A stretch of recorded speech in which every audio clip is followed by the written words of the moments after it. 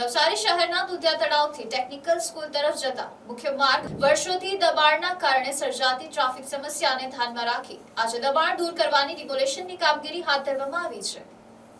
નવસારી શહેરના દુધિયા તળાવથી technical school તરફ જતા મુખ્ય માર્ગ પર વર્ષોથી દબાણના કારણે બંને બાજુ થયેલા દબાણને કારણે સવાર અને સાંજના સમયે ભારે ટ્રાફિક જામ સર્જાતો હતો। ખાસ કરીને સ્કૂલ શરૂ અને છૂટવાના સમયે વિદ્યાર્થીઓ, વાલીઓ તેમજ વાહન ચાલકોને ભારે હાલાકીનો સામનો કરવો પડતો હતો। પ્રશાસન દ્વારા માર્ગ પરના દબાણો દૂર કરીને રસ્તો પહોળો કરવાની કામગીરી શરૂ કરવામાં આવી છે। રસ્તો પહોળો બનતા વાહન વ્યવહાર વધુ સરળ બનશે અને ટ્રાફિકની સમસ્યામાં નોંધપાત્ર ઘટાડો થવાની આશા વ્યક્ત કરવામાં આવી રહી છે। સ્થાનિક લોકો પણ આ કામગીરીને આવકારી રહ્યા છે।